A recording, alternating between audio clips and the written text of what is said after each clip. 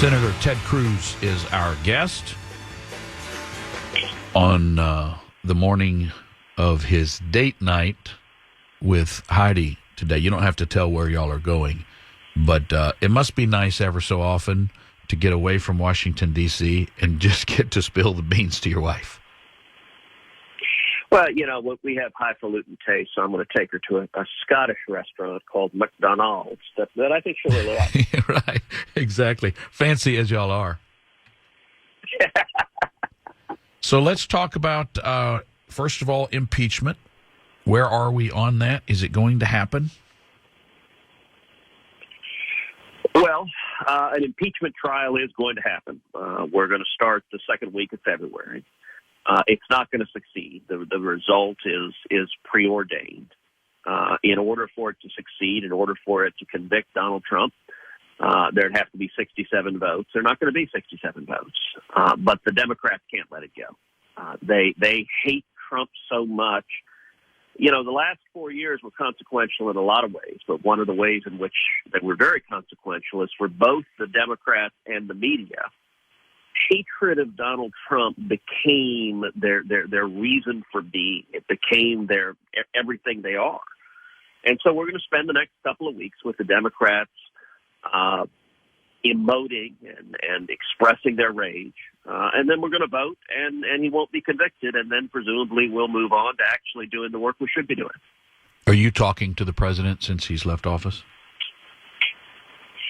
I haven't spoken to him since he left office. I spoke to him before then, but it's been a few weeks since I've spoken to him. How's he doing? I've talked to several people who have talked to him, and they say he's doing fine. He's down at Mar-a-Lago. He's playing some golf, and listen, he doesn't like to lose, so he's pissed off. Last time I talked to him, he was very pissed off about the election, and I assume he still is. Yeah. I understand that. I have won elections and I have lost elections, and winning's a lot better. Yeah, no, and he is a very intense person who, I think I don't know that he likes to win as much as he hates to lose, and I have seen that trait in a lot of very, very successful people. It's a good trait, but boy, yeah. It'll torment you. Yeah. It'll torment you. So how is the mood different in the Senate now that Democrats have the White House and you're sharing power in the Senate? How are they different? Is Schumer just a little more arrogant than usual?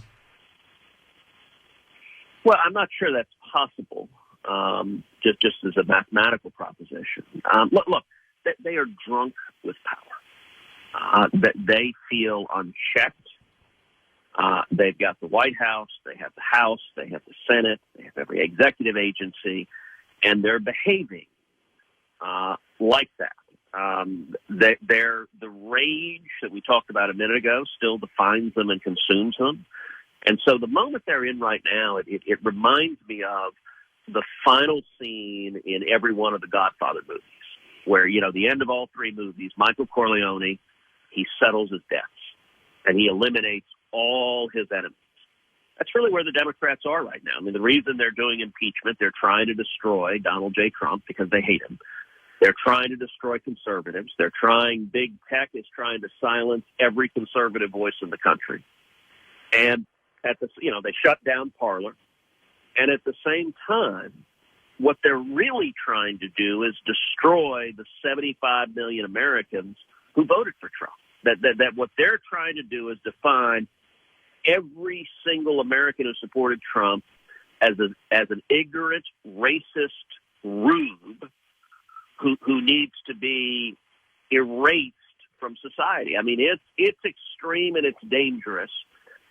And Michael, they're going to overreach. I mean, we're going to go through a difficult couple of years. The next 2 years are going to be difficult. I am going to lead the fight against every bad policy they put forward. But they've got the levers of power, so they're going to do some real damage. Yeah. The good news is they're going to overreach. They're going to go too far. It's not going to work. And I think we're going to see 2022 as a very good election. I think 2024 will be a very good election. because the natural pendulum of politics, they're going to go too far because they're letting the crazies set the agenda right now. Yeah. Yes. You were on point with Pete Buttigieg about energy jobs when he basically said, those folks on the pipeline can learn to code, and your point about the damage done. But you represent the state in the Senate that will probably be hardest hit by the Biden energy policies. Are these guys, especially the folks that are going to be hit the hardest, are they just wearing you out like, guys, we got to do something to fight back? And what can you do against a Biden policy that appears to want to destroy our energy independence? Well, look, it is limited. In terms of what will or won't happen the next 2 years, executive action, we've already seen Joe Biden is extreme and is captive to the far left. Regulatory action, we have already seen, and it's going to get worse, an assault on energy, an assault on oil and gas, an assault on Texas. Look, these guys are vindictive. They don't like Texas because we're the largest Republican state in the country. They are going to try to hurt the state of Texas over the next 4 years. That's who they are. They will also push extreme legislation. Now, a big open question is whether they're going to get the 50 votes they need to end the filibuster. So the Senate right now is exactly 50-50, 50 Democrats, 50 Republicans. Kamala Harris as vice president breaks the tie, which is why the Democrats have the narrowest majority possible. If every single Democrat came together, they could exercise what's called the nuclear option and basically blow up the Senate rules and end the filibuster. If they succeed in doing that, they can pass anything they want. Right now, there are two Democrats, Joe Manchin from West Virginia, Kirsten Sinema from Arizona, who are saying they won't support ending the filibuster. If they hold that line, then the most extreme legislative policy they could have passed won't pass. So, for example, if Democrats end the filibuster, the District of Columbia will become a new state, which will give them 2 new Democratic senators. If they don't end the filibuster, D.C. is not becoming a state. Another example, if they end the filibuster, the Democrats will pack the U.S. Supreme Court with 4 new left-wing activists who will undermine our constitutional rights. If they don't end the filibuster, they won't pack the court.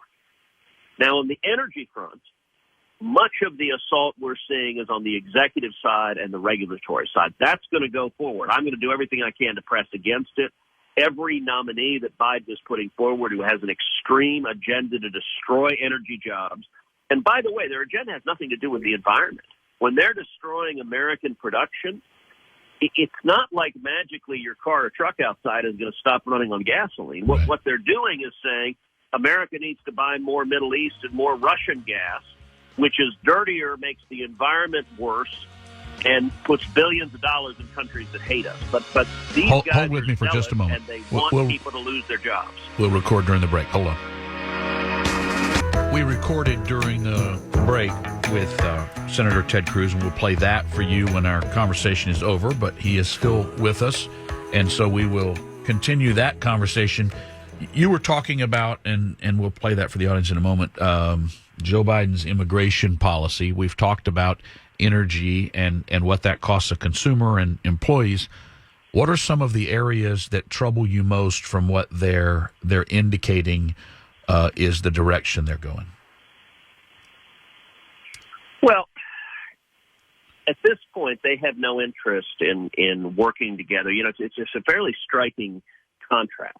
I was at the Capitol, seated not far away when Joe Biden gave his inauguration speech. I actually thought it was a pretty good speech. I mean, there were some nasty partisan jabs in there, but I was very glad that he made an appeal to unity.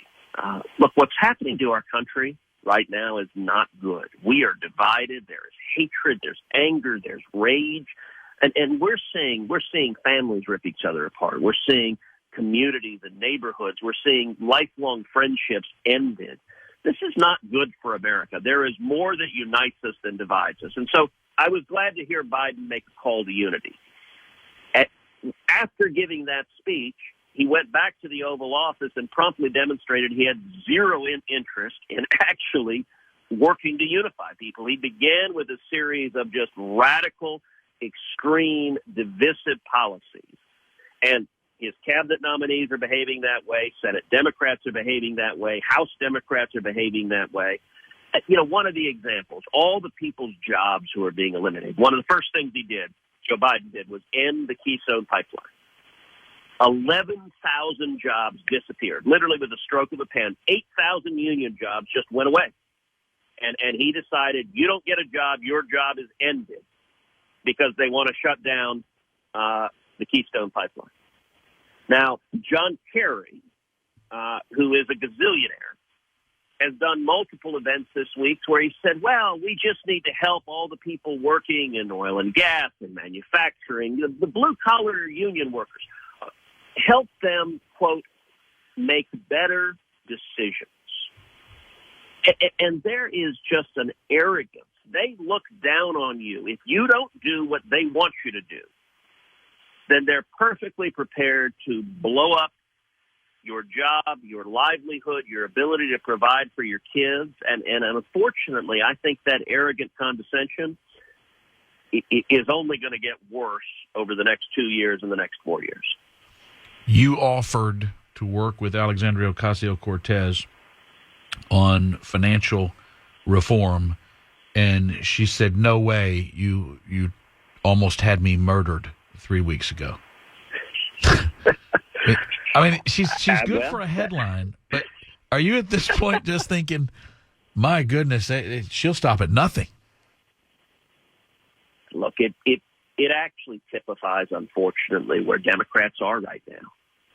They're just filled with rage. They just scream at you. It's they hate you, Michael. They hate me. They hate President Trump. They hate every one of your listeners, and it's just it's fury. So it's good morning, screw you. I mean, it's not.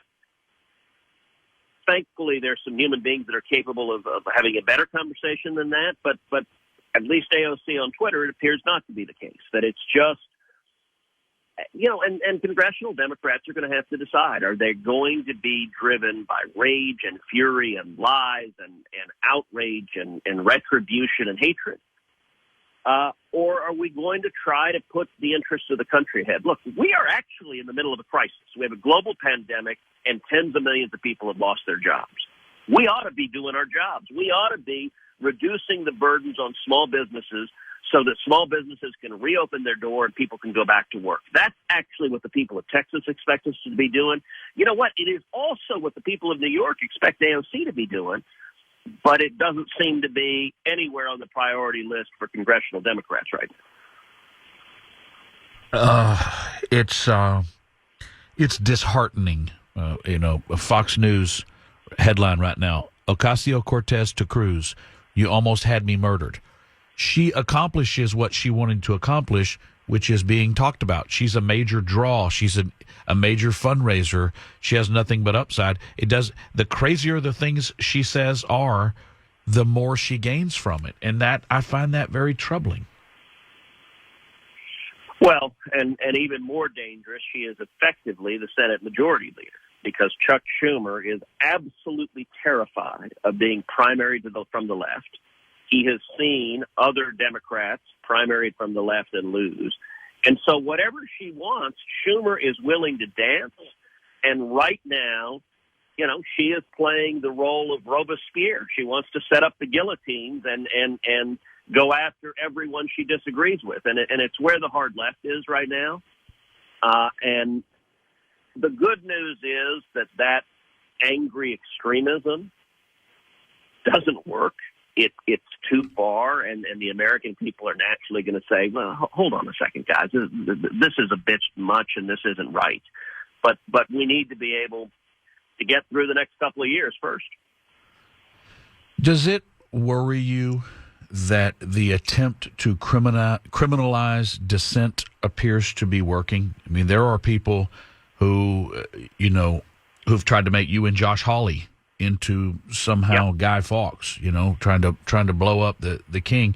I find that very concerning, and I find that the end result is that a lot of people who are already afraid to speak out in dissent now will hold their tongue, and that's not healthy. You are exactly right, and right now the spirit is that they want to punish and silence anyone who disagrees. They want to cancel you. And it's a powerful, powerful thing. It's a dangerous thing, and it's directly contrary to who we are as Americans. Look, you and I both revere the U.S. Constitution and the Bill of Rights. The Bill of Rights protects free speech, which means you and I will both defend AOC's rights to spew idiocy. She has every right to say whatever moronic idea she wants to put forward. And we're not going to try to silence her. We're not going to try to cancel her, because that's not what the First Amendment envisions. Instead, like John Stuart Mill talked about, there's a marketplace of ideas. The problem is the left is a statist party. They believe in government party power. If you want to understand today's Democratic Party, understand it's all about power. They want power over what you say, what you think, what you believe, what you do. They want to control your life. On the right, anyone who believes in liberty wants you to control your life, wants you to have the freedom to do what you want. And so on the censorship side, big tech right now is their most powerful tool for doing it. And big tech feels that they have zero check. You know, yesterday, Ron Johnson, we have lunch. All the Republican senators have lunch together when we're in D.C. Ron stood up and pointed out how there was testimony before a Senate committee that he chaired on treatments for COVID-19. And some of the testimony was about treatments that are not deemed within the orthodoxy of big tech. YouTube just took down sworn testimony before the United States Senate, so you can't watch it, because now big tech is deciding that testimony before the Senate is unacceptable for the public to actually see or hear. This is insane. It is an abuse of power. It is dangerous. You know, all of us in school read 1984. These guys, they are implementing Big Brother, and we've got to be fighting against it.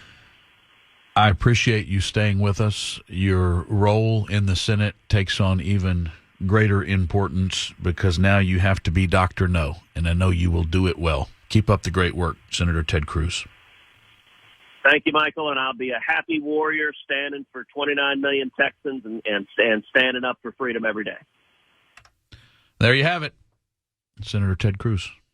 Proud to have supported him in the earliest days, and I know many of you out there, if not every one of you, feels exactly the same. During the break with Ted Cruz, the first break, we recorded more of our conversation, including about Biden's immigration plan, and here is that now. Senator, you have been very outspoken about the Biden nominees and their troubling ties to the Chinese Communist Party. Do you think I'm not even joking when I say, is someone within that government telling him who to put into office? Because this can't be accidental. Well, I think it is more of an ideological commitment. Today's Democratic Party is a party that loves communist China. And part of the reason is, think of the backers, think of the donors who fund them. Big tech. Big tech is the China lobby. They make a lot of money in China. They want to make more money in China. They don't want to piss off the Chinese government. So big tech calls the strings, pulls the strings for today's Democrats. Hollywood right now lets the Chinese Communist government edit and censor their movies. They do that today. Hollywood pulls the strings and dictates what Democrats do. And so what we've been seeing the last 2 weeks is a really disturbing pattern among Joe Biden nominees, that one after the other is telegraphing an embrace of China. So, for example, Tony Blinken, the new Secretary of State, was asked whether he would maintain the China entities list, which is the list of the sanctioned companies there. He refused to commit. Gina Raimondo, who's been nominated to be the Secretary of Commerce, I asked her if she would commit to keeping Huawei, the giant espionage company that masquerades as a telecom company, to keeping them on the entities list. She refused to answer that. And just this week, we had the confirmation hearing for Biden's nominee to be ambassador to the United Nations. In October of 2019, she gave a paid speech at a Confucius Institute. Now, Confucius Institutes are owned, controlled, and paid for by the Chinese government. They're set up at U.S. universities. They engage in espionage and propaganda. For years, we've had bipartisan agreement in Congress to try to shut down Confucius Institutes. I introduced and passed bipartisan legislation that has closed dozens of Confucius Institutes. Well, Biden's UN nominee spoke at a Confucius Institute, got paid for doing so, and gave this speech just praising China and saying America needs to be more like communist China. These guys are in the process of pivoting towards a warm embrace of communist China, and it's really troubling. It's very troubling, and I'm glad you're pointing it out, but again, we come back to a media that refuses to report on things that are inconvenient, but it doesn't make them any less true. It's very disturbing. Joe Biden's first act was to try to freeze deportations. As you know, our Attorney General Ken Paxton brought a lawsuit, and the ruling was favorable. What should we expect of a Joe Biden immigration policy from what you're seeing? Radical and extreme. On immigration, in the first week, he signed multiple orders on immigrations, halting all deportations, halting construction of the wall because he doesn't want to secure the border. His nominee for Department of Homeland Security, when asked about caravans coming up to the U.S., he said, well, they should just give us a month or two so we can get things ready for them. I mean, these guys are zealots because they believe as a political matter in open borders, because their assumption is everyone who comes to this country, if they make them citizens, they're going to vote Democrat. That if you come here illegally, if you're willing to break the law to come here, they believe you're going to be a Democrat. And it is on the executive side, we are going to see them overreach dramatically. And at the same time, Biden has already announced his plan to push legislation to grant amnesty and citizenship to every single person here illegally. Now, that's going to be a fight in the Senate, assuming if they don't end the filibuster, they'll need 60 votes to get there. Now, I'll tell you, Michael, there's some areas where it's going to be bad and where they're not going to get 60 votes if we have the filibuster. On immigration, I am very worried that there are 10 Republicans who are going to snuggle up with the Democrats and pass a really bad immigration bill. And I'm going to do everything I can to lead the fight against it. And I know you will.